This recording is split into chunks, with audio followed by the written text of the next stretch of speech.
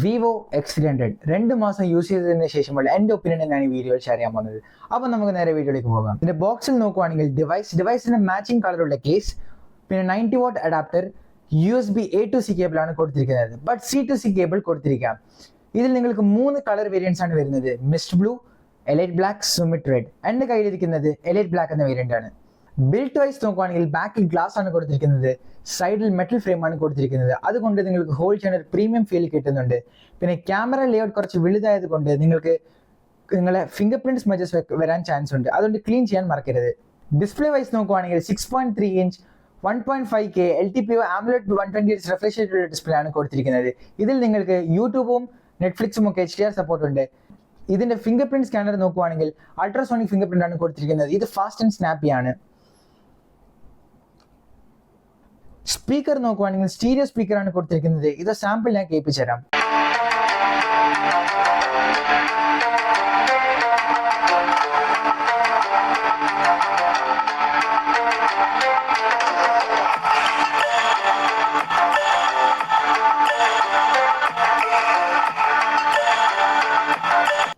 ഇതിൽ നിങ്ങൾക്ക് 6040 mAh battery ആണ് കൊടുത്തിരിക്കുന്നത്.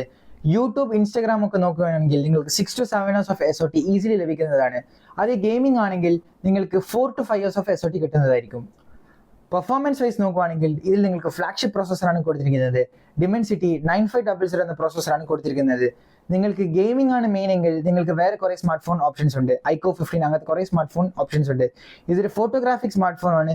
ബട്ട് സ്റ്റിൽ ഇതിലും നിങ്ങൾക്ക് BGMI ഒക്കെ 120 FPS സപ്പോർട്ട് ഉണ്ട്.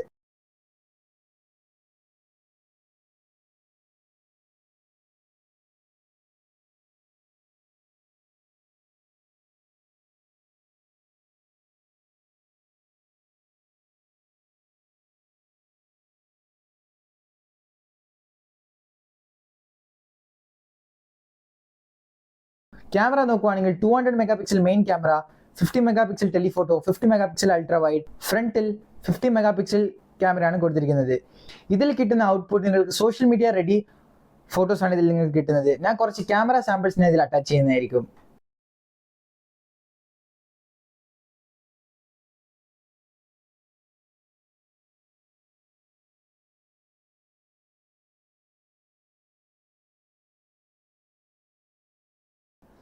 ഇതിൽ നിങ്ങൾക്ക് വിവോന്റെ തന്നെ V3 ചിപ്പ് കൊടുത്തിരിക്കുന്നുണ്ട്. അതുകൊണ്ട് ഇമേജ് പ്രോസസ്സിംഗ് ഇനി സ്മൂത്ത് ആയിരിക്കും. സ്പെക് വൈസ് നോക്കുകയാണെങ്കിൽ ഇതിൽ 17 5G ബാൻഡ്സ് കിട്ടുന്നുണ്ട്.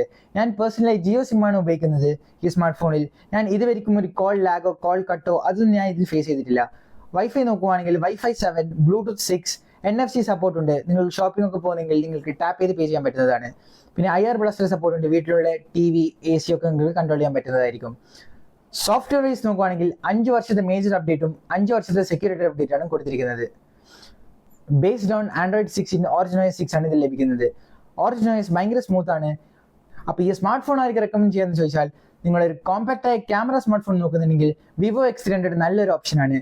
ഈ സ്മാർട്ട് ഫോണിനെ കുറിച്ച് നിങ്ങൾക്ക് എന്തെങ്കിലും ഡൗട്ട് ഉണ്ടെങ്കിൽ താഴെ കമന്റ് സെക്ഷനിൽ ചോദിക്കുക, ഞാൻ അത് റിപ്ലൈ തരുന്നതായിരിക്കും. അപ്പോൾ നമുക്ക് അടുത്ത വീഡിയോ കാണാം. ബൈ.